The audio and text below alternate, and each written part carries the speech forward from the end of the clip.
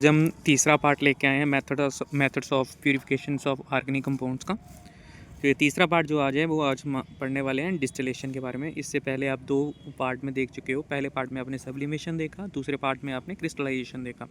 आज हम डिस्टिलेशन देखेंगे। तो पहली बात आती है कि डिस्टिलेशन क्या होती है। कि जैसे कि डिस्टिलेशन को समझने के लिए पहले आपको दो प्रोसेस का पता होना चाहिए, जैसे कि वेपराइजेशन क्या होता है या फिर कंडेंसेशन क्या होता है। जैसे कि आप जानते हो वेपराइजेशन क्या होता है। वेपराइजेशन जब हम लिक्विड स्टेट से वेपर स्टेट में जाते हैं तो उसको हीट अप करके हम वेपर स्टेट में लेके जाते हैं, तो उनको हम वेपराइजेशन, उस प्रोसेस को हम वेपराइजेशन बोलते हैं। वही कंडेंसेशन का मतलब क्या है। कंडेंसेशन का मतलब है कि आपको कोई वेपर्स हैं या फिर गैसेस पार्ट हैं, उसको आप कंडेंस करके ठंडा करके आप कहाँ लेके जाओ, उनको लिक्विड स्टेट में लेके आओ। तो इस प्रोसेस को हम कंडेंसेशन बोलते हैं। बट इन दोनों प्रोसेस को हम मिला के हम क्या बोल सकते हैं, डिस्टिलेशन बोल सकते हैं। ठीक है। तो डिस्टिलेशन एक इम्पॉर्टेंट मेथड है सेपरेशन के लिए, बट ये कुछ बेसिक प्रिंसिपल पे काम करता है। जैसे कि डिस्टिलेशन हम कहाँ पे लगा सकते हैं, तो जब कोई लिक्विड्स आपके नॉन वोलेटाइल इम्प्योरिटीज़ के साथ इन्वॉल्व हो तो उसमें हम क्या कर सकते हैं, वोलेटाइल लिक्विड्स को हटा सकते हैं। तो लिक्विड्स जिनके बीच में, या फिर दूसरा हम ये बोल सकते हैं कि दूसरा प्रिंसिपल इसका ये काम करता है कि जिनके बॉइलिंग पॉइंट्स में ज़्यादा फ़र्क ना हो, मतलब जिनके अंदर डिफरेंसेस ज़्यादा ना हो, तो वो लिक्विड्स भी हम इनसे सेपरेट कर सकते हैं। ठीक है। तो सबसे पहले अगर बात करें कि हम डिस्टिलेशन के बारे में कहाँ कहाँ इसको अप्लाई कर सकते हैं, तो डिस्टिलेशन के अलग अलग तरीके से अलग अलग कंपाउंड्स होंगे, तो उनको अलग अलग तरीके से हम सेपरेट कर सकते हैं। अगर हम देखें तो डिस्टिलेशन जो होती है वो आगे फर्दर कैटेगराइज करी जाती है। डिस्टिलेशन में आपको सिंपल डिस्टिलेशन मिलेगा, ठीक है, स्टीम डिस्टिलेशन मिलेगा, simple distillation, steam distillation, vacuum distillation, fractional distillation. तो ये तीनों चारों जो पार्ट्स हैं इनको हम वन बाय वन करके देखते हैं। सबसे पहले आता है सिंपल डिस्टिलेशन।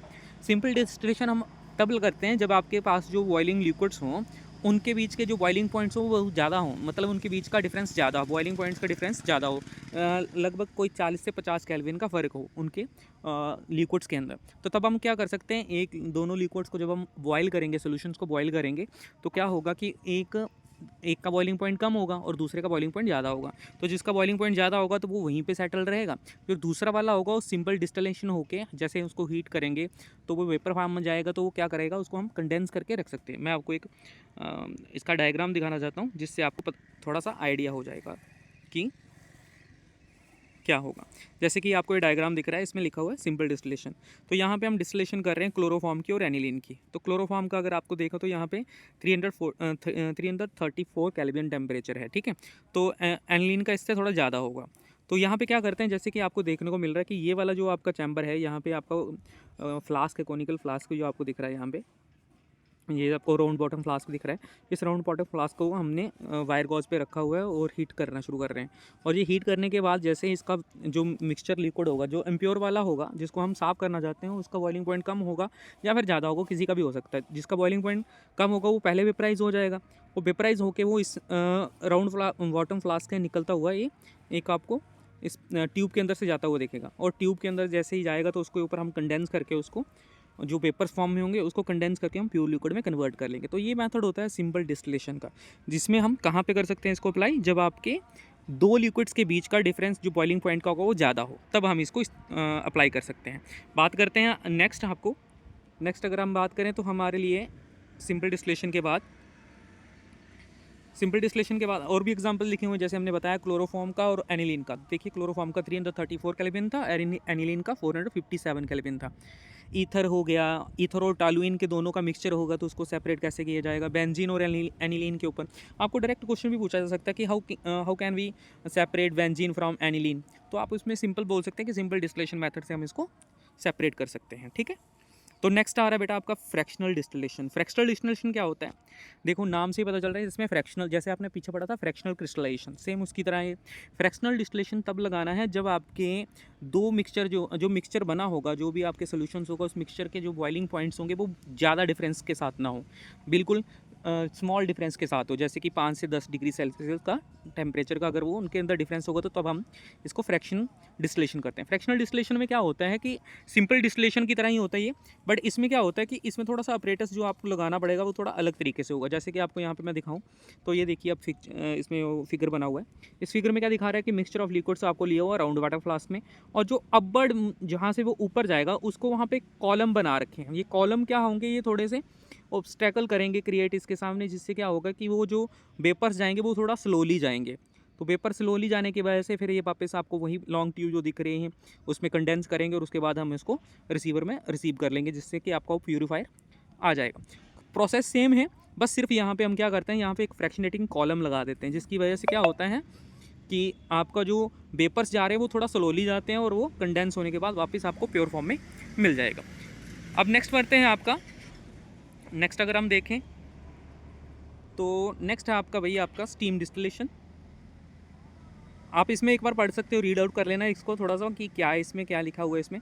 अगर मैं आपको बता दूं तो इसमें लिखा हुआ fractional distillation is used when the substance have nearly same boiling points, it involves repeated distillations and condensation. इसमें बार बार डिस्टिलेशन कंडेंसेशन करेंगे। This process is carried out by using fractionating column. जैसे मैंने आपको बताया फ्रैक्शनेटिंग कॉलम क्या होता है। Fractionating column is a special type of long glass tube provided with the obstruction to the passage of the vapour upwards of the liquid downwards, upward भी और downward की भी। द मोर वोलेटाइल लिक्विड्स, अच्छा अब यहाँ पे हमने ये भी पढ़ाया कि कौन से वाले लिक्विड्स यहाँ पे क्या होता है, सेपरेट किया जाते हैं। द मोर वोलेटाइल लिक्विड्स, जिसको हम बोल सकते हैं उनके बॉइलिंग पॉइंट कम होंगे, distilled of before the less volatile. वही कि अगर जो ज़्यादा वोलेटाइल होगा वो पहले उड़ जाएगा, वो स्टीम फॉर्म में चला जाएगा, जहाँ की वेपर फॉर्म में चला जाएगा, और फिर वो आप उसको आप कंडेंस कर सकते हो आराम से। This method is use by two separate the mixture of acetone. Acetone के मिक्सचर को आप इससे सेपरेट कर सकते हो। जैसे कि एसीटोन के मिक्सचर का आपको देखिए तो यहाँ पे लिखा हुआ 330 केल्विन और मिथाइल अल्कोहल का 338 केल्विन लिखा हुआ है। तो दोनों के अंदर ज़्यादा फर्क नहीं है, सिर्फ हम बोल सकते हैं 8 केल्विन का फ़र्क है। तो यहाँ पे हम ऐसे मिक्सचर को हम सेपरेट कर सकते हैं। बेंजीन और टॉलुइन हो गया।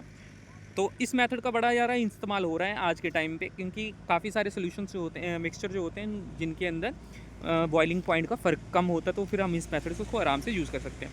नेक्स्ट मेथड है जिसको हम वैक्यूम डिस्टिलेशन बोलते हैं, या फिर इसको हम डिस्टिलेशन अंडर रिड्यूस प्रेशर भी बोल सकते हैं। प्रेशर अप्लाई करके, कुछ होते हैं कि जिनके प्रेशर में क्या करना पड़ेगा, उनको प्रेशर भी अप्लाई करना पड़ेगा। पहले तो हम क्या कर रहे थे, पहले सिंपली हम हीट अप कर रहे थे और डिस्टिल ऑफ कर रहे थे उनको।